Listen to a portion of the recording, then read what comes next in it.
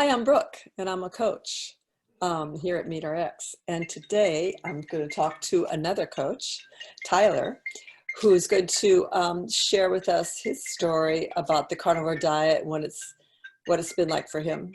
Hi, Tyler. How are you? Hey, I'm doing pretty well, Brooke. How about you? I'm well, and I want to thank you for spending some time with us and letting us know how it's going with you. So. Yeah, happy to be here. I'm curious how you got started, why you got started on this animal-based diet. Yeah, so it's been a kind of a long and strange journey, I'd say. I initially had my first symptoms came up in 2011, and I was traveling at the time, and I ended up getting blood and mucus in my stool. And yeah, it was a little frightening at the time. And I went to a few doctors, and I was basically told to just drink more water, which was a little disheartening because you're scary when that happens. Um, and it kind of went away, and it came back again a little while later, and it was kind of on and off for a while, and then things got really bad. So it wasn't just the typical just like blood and mucus. I was like going to the bathroom very frequently. So in 2014, that's when I actually went in and I was diagnosed with ulcerative colitis. Same year, something I'd been having symptoms of this for a few years as well, but it's called leukocytoclastic vasculitis. Oh, wow. That's a long word. Can you say it again? Can you say it? Leukocytoclastic vasculitis. Yeah, it's something that most people haven't even heard of, um, let alone can pronounce. So it's basically, it was a rash on the lower half of my body that like really varied in its severity, but sometimes it would be really bad and it would be kind of itchy and irritable. So I was diagnosed with that around the same time, but it's another autoimmune disease. So kind of from then on, I decided, like, I went on a bit of a journey and I tried all kinds of things. Like, I went gluten-free at first, and that seemed to be really helpful.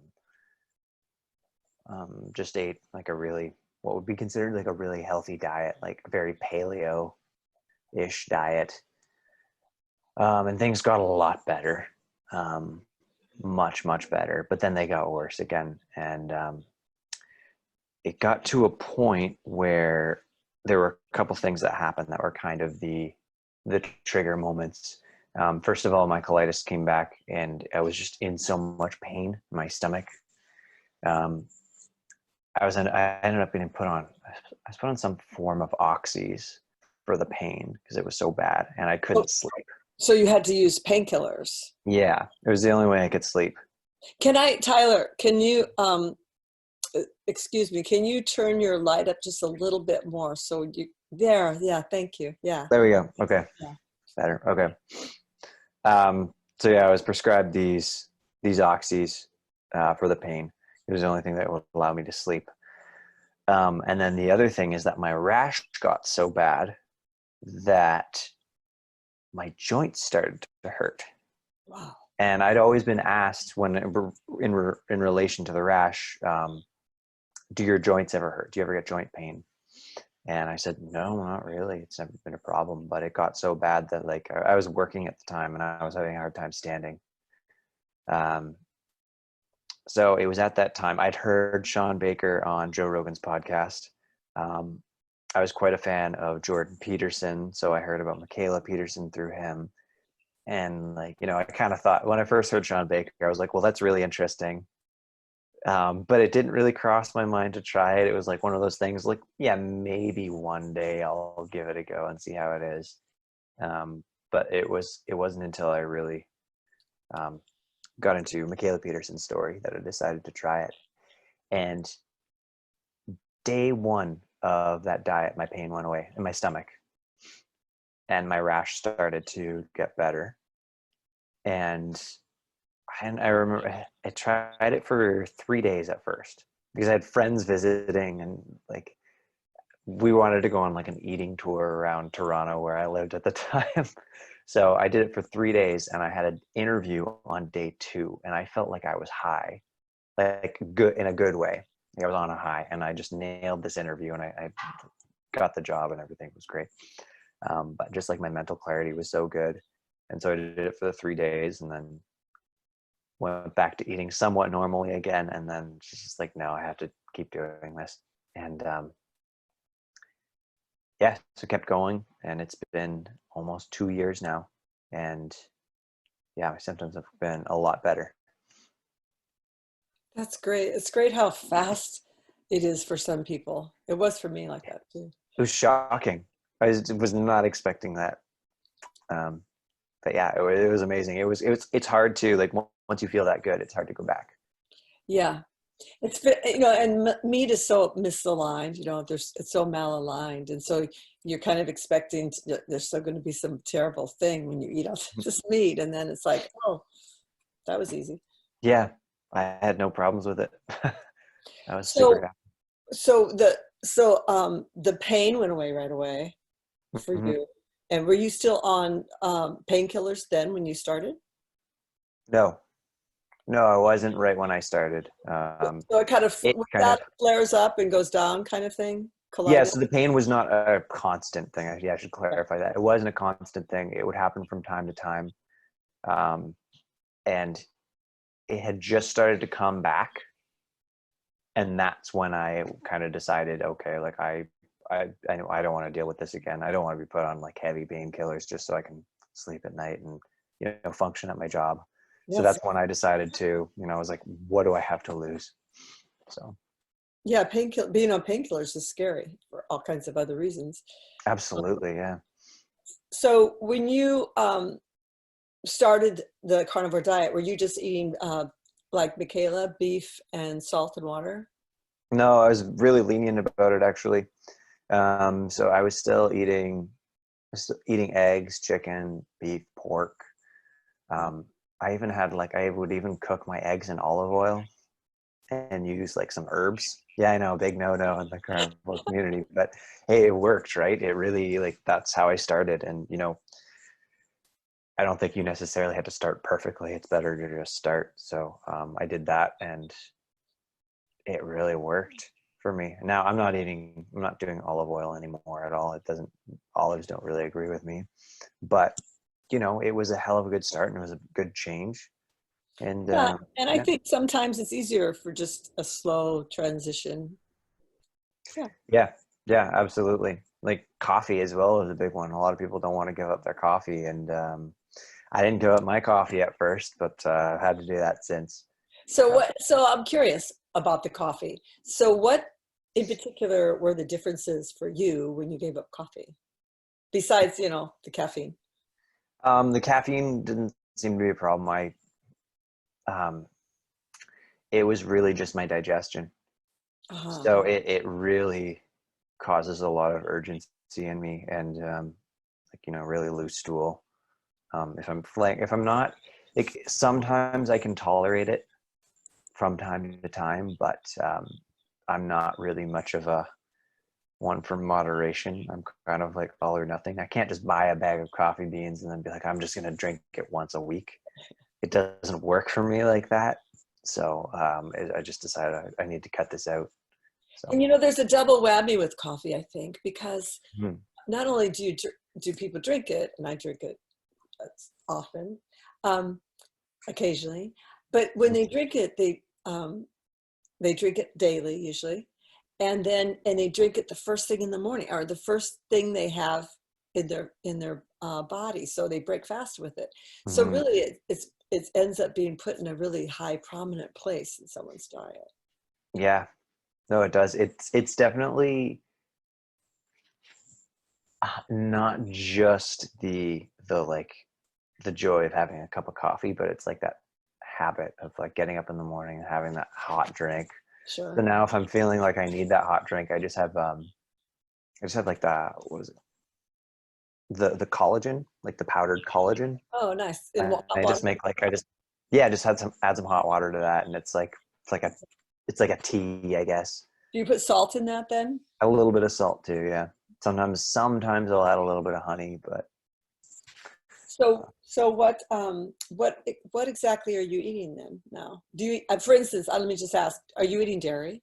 no dairy. No It, dairy. Basically, I'm following like a very strict, like almost entirely beef or red meat diet. Pretty high, like quite high fat. I eat a lot of organ meat as well. Lots of salt, water, and from time to time I'll have honey. Just that's actually a very new addition. The honey is just kind of an experiment, but it seems to be the best. The best thing for me seems to be the red meat. I just feel better. I don't seem to react poorly to chicken, but I just feel better yeah. on meat, on the red meat. So it's almost like a PKD diet that you're doing. Yeah, so I got really interested in them as well. I don't think that I think I eat too much to be in ketosis. I'm trying to put on weight because I'm finally able to after all these years. So I'm eating a fair bit, and I just think that it's probably too much to actually be in ketosis. That's okay. Yeah, Um, whatever. so so the so with colitis for a long period of time since it becomes chronic, so you probably you lose weight, you lose muscle mass, I guess. Yeah, because well, one, I don't think you're absorbing as much as you should. Of course. But also, like, I mean, I'm like when I have a bowel movement, it's not just waste material, right? Like as I said, there's like blood and mucus in there as well. And I just don't think Yeah. I mean, that's obviously not good. But yeah, I was just unable to put on weight for a very long time. So finally putting on weight now, which is kind of nice. Yeah. I'm glad you found the diet. Yeah. And so on a regular day, do you do intermittent fasting, or do you start, what time do you eat? Um, I'm not strict on it. I'll eat breakfast. I don't skip breakfast. I'll just wake up and eat when I'm hungry. I try to avoid eating late in the day. I kind of do the opposite to what other people do. The reason being is because I feel like I sleep better if I don't have a full stomach when I go to bed. And I've always had problems sleeping. It's gotten better now, but I still don't want to do anything that's going to interrupt that sleep. So again, I'm not really strict on it. If I come home from work and it's 8 o'clock and I'm really hungry, I'm going to eat. But yeah, sometimes I will do like a day of fasting, just if I feel like my body needs it. My gut doesn't feel quite right. I'll just take a day off from eating and just drink a lot of like salted water throughout the day. But yeah, not big into fasting because obviously I don't have a whole lot of fat to feed off of. Mm-hmm. Yeah. With when you first started on the diet, what was the bowel movement changes for you besides besides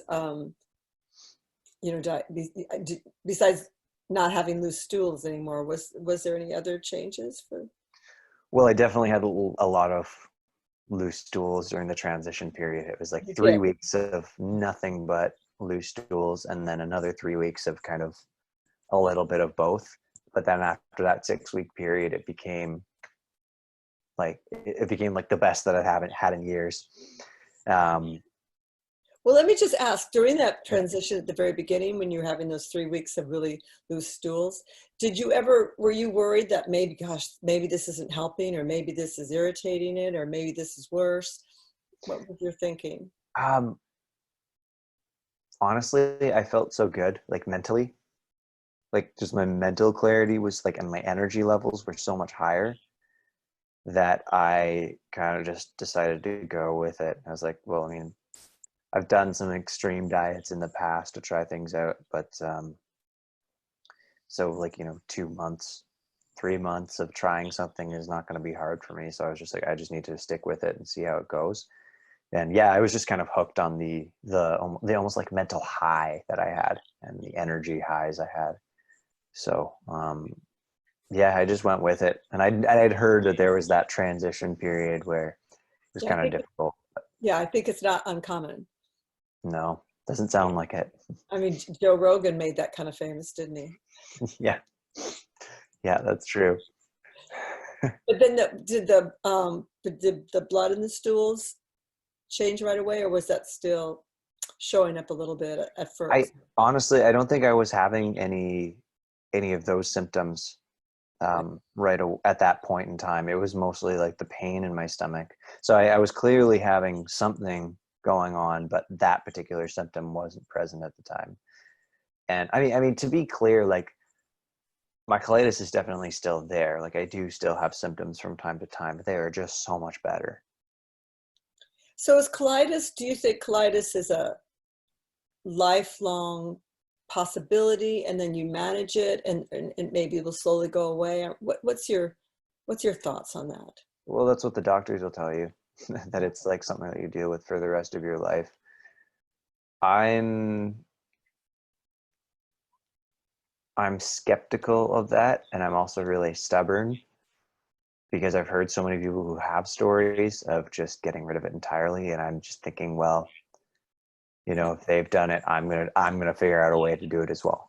Um, I mean, I might have something else. Like, I mean, Michaela Peterson recently said something about how she had C. diff, and she got a fecal transplant. Right. And like a number of people who I know who have similar conditions have had similar things, like the C. diff, and then they tried the fecal transplant. For some people it worked, for some people it didn't. So that's the next thing I'm going to be looking into, see if there's something else going on. Like But like a kind of a reset. yeah, Mhm. yeah. So well, basically they put in like the fecal matter of somebody who has a healthy colon, um, and it usually gets rid of the C. diff overgrowth. So I'm not sure. It's something I'm curious about. I'm still looking into, and I mean, constantly learning, right? Like, I don't think my diet is perfect. Like, I'm sure I could be doing things better. So I'm always trying things. Like I said, recently I've tried honey. Um, so if there is a way to cure it, like I'm gonna figure it out. That's basically my attitude. It's a lot better than that attitude of like, oh, well, I'm stuck with this for the rest of my life. I just have to deal with it. And So it seems kind of, what do you think? It seems kind of like the carnivore diet will fortify and give you this nutrient dense, nutrient support, this nutritious support. So your body can go through whatever process it has to heal whatever it needs to heal. So it's not so much the carnivore diet is healing you, it's just giving you the nutrients that you need for your body to function. And then your body hopefully will be able to continue on its path on its healing journey. yeah, and removing all the other things that are potentially damaging it, right? Right. So Yeah, you're absolutely right. Removing mm, plant matter that who knows what's going on with that. yeah. So did you have any other things go on for that first year or so that you dealt with, in the transition or that you noticed? Like some people have, quite a few, like oxalate dumping symptoms or. Yeah, no, I don't know. The oxalate thing is pretty new to me. I only saw, I've forgotten her name, who's Sally the expert. Wilson? Yes, she was on the MeterX channel a while back, and that was Yeah. the first time I'd really dug into oxalates. And I don't think I had anything like that, which is surprising because for a while there, I was like all about the spinach. Um, just eating like like a very paleo diet, lots of nuts as well, lots of spinach, lots of greens.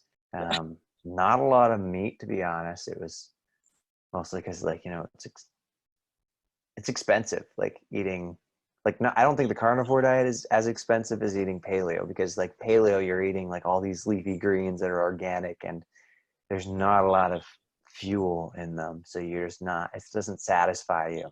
So eating lots of those and then eating meat it was really expensive. So I cut down on the meat at the time, and so yeah, I was eating a lot of things that would be high in oxalates, but I don't think the only thing I can think of is just the bowel movements during the transition, and also the there were a few days where I felt really tired, but those seemed to be kind of intermittent, and I seemed to figure that out, whether it was like not enough fat or not enough salt or something like that. Um, Do you ever get Charlie horses? yeah, The muscle cramps that people tend to get at first? yeah, not anymore. I think I just upped my salt intake. I remember for a while though, because I do jujitsu pretty intensively, and there would be times where I'd be sparring with somebody and I'd just get this terrible cramp in a certain spot, and I just I couldn't do the move properly. And I think that was my salt consumption. I don't think I was eating enough salt. So I decided to try and up that, and that seemed to fix it. So So you coach now, right? You're a coach now. So yeah, do people with colitis kind of seek you out, or bowel, or just irritable bowel, or have you helped people with that? yeah, I've had three people I've spoken to so far.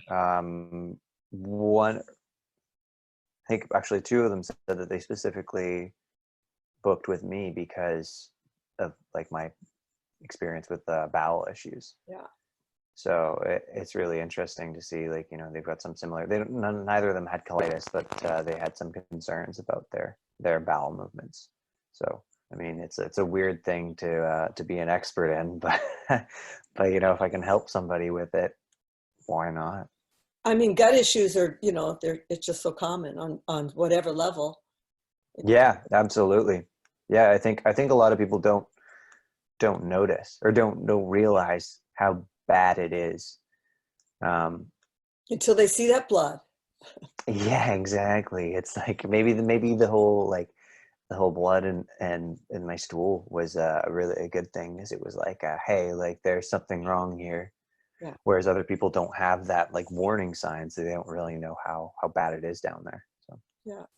And I know yeah, with PKD, I know the hungry folks, they really feel that that gut issue is the beginning of all disease. So, yeah, I wouldn't argue that. I mean, I'm no expert in that, but I do feel like once my gut started to heal, like everything else got better.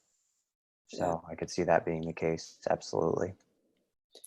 So how do you like the MeatRx platform? Have you been using it? Found use for it in your own life? Yeah, so it's been fun. Like, I haven't been using it as much as I haven't been doing the video calls as much as I'd like. I just my life is kind of chaotic right now, but honestly, it's great to know that I have that resource. And I Mhm. have like a community of people that I can go to if I have some questions. And honestly, like I've had like with my coaching calls, I've loved it. I I think it's great. Um, it's just like being able to actually like talk to people about this who are going through like similar things that I've been through, and like knowing that it's like, hey, I can actually help people. It's like it's that silver lining to all the hard times I've been through. It's like I can empathize with these people, I can help them out, and sometimes all they need is somebody to listen to and to reassure them that, like, like, yeah, I've been through this same thing, I had the same concerns as you did, I had the same issues as you did, and like I'm doing so much better now. Like you just have to just kind of stick with it, and just being that kind of voice to reassure them is just really, it's really rewarding. Yeah, it's turning that experience and your suffering into something really significant in your life. Hmm. Yeah, finding meaning in something that's pretty Yeah, otherwise hard, yeah, difficult. yeah. That's Mhm. good. Thanks. So let me just ask you, um, what piece of advice would you, at the top of your head, what would the piece of advice what you would give to someone who had a similar condition and was considering starting a carnivore diet? Well, the simplest one is to do it. Like, I mean, because what it ultimately, what do you have to lose, right? I mean, I'm not dogmatic about this diet and say that it's for everyone. Although I think that, if you have problems like this, like, you should try it. I mean, it might not be right for you. Fair enough. I'm not going to argue that point. But honestly, like, there's not much that's more important than your health. So, like, what do you have to lose by trying it? And it's really not that bad. Like, eating like steak and ribs every day is pretty okay.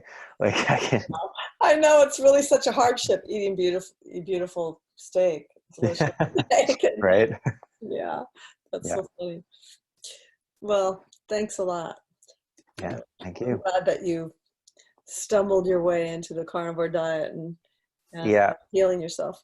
It's funny. I actually heard about this diet years ago from an ex-girlfriend of mine. I was in like 2012, 2013.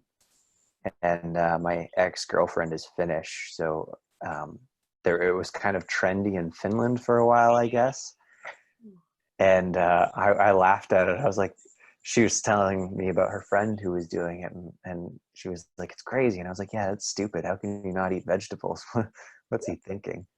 And I just thought it was stupid, but here I am. I understand. Yeah, it sounded pretty wacko to me too at first. Yeah, right. Yeah, like what? What do you mean? Kale? I eat kale. Yeah, vegetables are good for you. But thanks again. It was great to meet you. Thanks, you too. Thanks for having me on here. It was fun. Yeah, it's nice that you're out in the carniverse with me. Carnivore. That's a new one. Okay. Yeah. And how can people, speaking of which, how can people find you on social media? Or Yeah. I'm not super active on social media. I'm not one of those people who posts nothing but meat photos every day. Hey, no judgment, no judgment. That's just not me. I mean, I'm on Instagram. It's at Tyler FitzP. So my name, TYLERFITZP. okay. And so and they can find you on MeatRx platform for coaching. Yeah, that as well. Sorry, I just realized most people are American, so it's FITZP. I said Z because that's the Canadian version. No, yeah, I think people know that, don't they? I don't know. I don't know. Thanks. Thank Yeah, you. thank you. Thanks again.